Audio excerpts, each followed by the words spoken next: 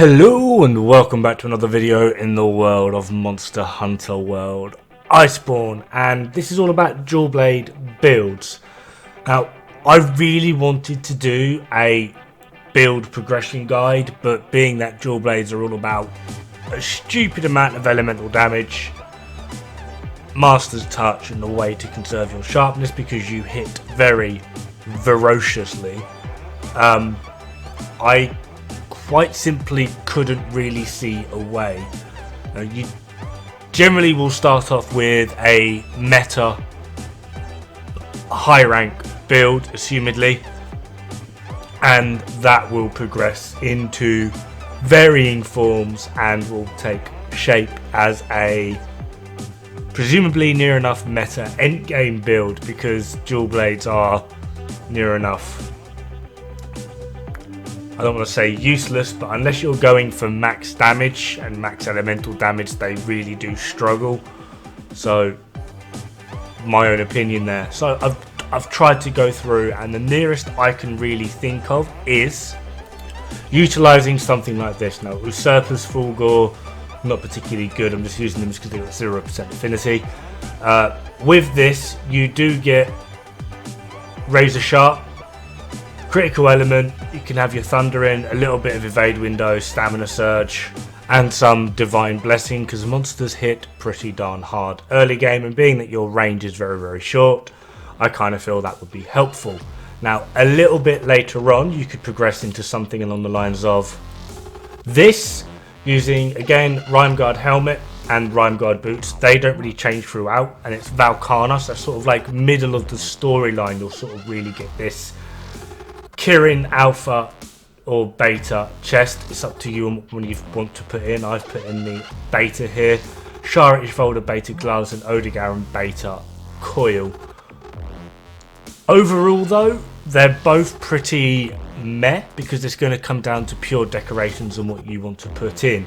As well as Kirin is Master Rank 17, at which point you can get Kaiser. And Shara Ishvolder is the end of the storyline, which drops you off at near enough Master Rank 22, I think, 24 maybe.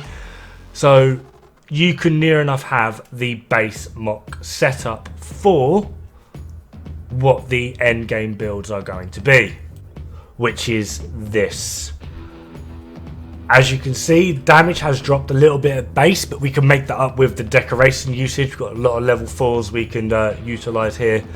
But we've got the main things we actually want. Master's Touch, critical element. Now, there are Silver Rathalos builds that do, in theory, work a tad bit better. However, I have drawn a little bit of an issue with these after testing out a lot of dual blades. And despite the fact that I suck with dual blades, I did notice one very prominent thing.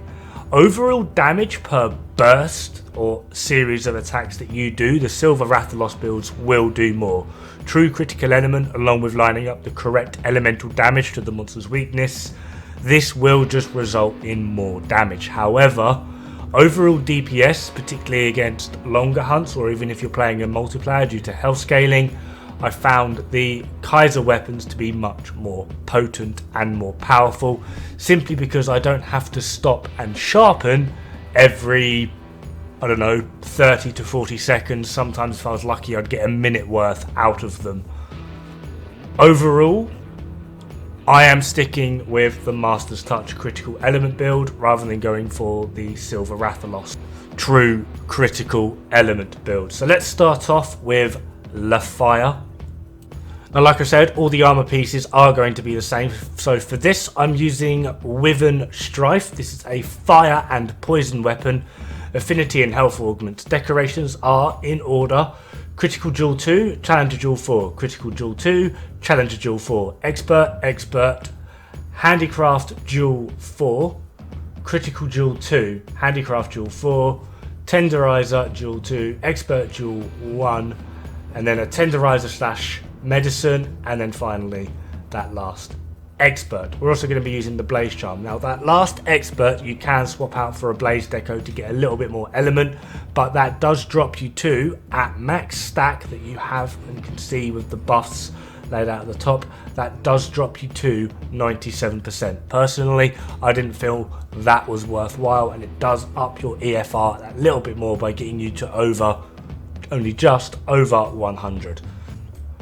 Up next we have water, and these, due to lower rarity, do often turn out to be slightly higher. So the Duratotus dual blades here, we've got an affinity health and 2 elemental augments. You also have custom upgrades, so we've gone element, and then attack, because you have no option on the last one. Again, decorations are critical duel 2, expert, challenger duel 4, critical duel 2, challenger duel 4, expert duel 4, critical duel 2, handicraft duel 4, tenderizer duel 2, expert, tenderizer medicine, and then finally, for the same reasons of trying to get us to that 100% or just over. That over means that when you're not hitting a weak point, you will still crit. That final expert. Don't forget as well to change out the charms to the corresponding elemental type. Here we have thunder, and again I was actually quite shocked that this would outperform the Zinogre dual blade. So Toby Kadachi dual blades, affinity health, 2 more in the element augments if you can. Custom upgrades are up to level 5 with elements, so that's 1, 2, 3, 4, 5 element custom upgrades, and then the 6th one would be attack. Decorations are expert, challenger duel 4, tenderizer duel 2, challenger duel 4, expert, critical medicine, handicraft, critical medicine, tenderizer, expert, critical medicine, expert, just to get to that 100%. Again, changing the charm. With the critical / experts, do feel free to go to critical protection, critical vitality, critical maintenance, or when they are tenderizer, the dual ones, feel free to put in what you want. I just suck so hard with dual blades that if I don't have some form of medicine in, I will die spectacularly. So that's the reason I use medicine, and I quite like the extra bit of healies that I get, especially because, like I said, I suck that damn hard. Here we have Dragon with Enduring Surrender, affinity, health, and you can only fit 1 element augment into this. Surprisingly, these are actually the weakest dual blades going. Couldn't tell you why. Maybe it's because not a lot's weak to Dragon. Anyway, expert, challenger duel 4, critical duel 2, expert duel 4, expert, handicraft duel 4, critical duel 2, challenger duel 4, tenderizer, expert, tenderizer / medicine, and then finally that dragon. Don't forget your dragon charm. Now, oddly, despite the fact that these look cool, I feel these are really underpowered, and even the monsters that are weak to dragon, it feels like their hit zone values are pretty meh.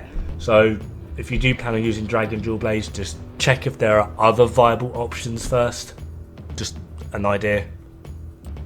And finally, ice. These actually worked really well, and I wanted to test them out against something like a Rajang, who unsurprisingly kicked my ass. Anyway, affinity, health, 2 element augments. Element, custom upgrade, and then finally 1 more attack. Critical duel 2 and an expert, challenger duel 4, critical duel 2, challenger duel 4, expert duel 4, critical duel 2, attack duel 4, tenderizer duel 2, expert duel 1, tenderizer medicine, and then 1 more expert, again changing out the charm to the correct element. These did actually work quite well against Rajang, but the end result, due to my noobiness with dual blades, was a dead Dod. Anyway, that is me. I'm sorry I couldn't provide a full progression. Have fun, good luck, and don't die. It's bad for the health.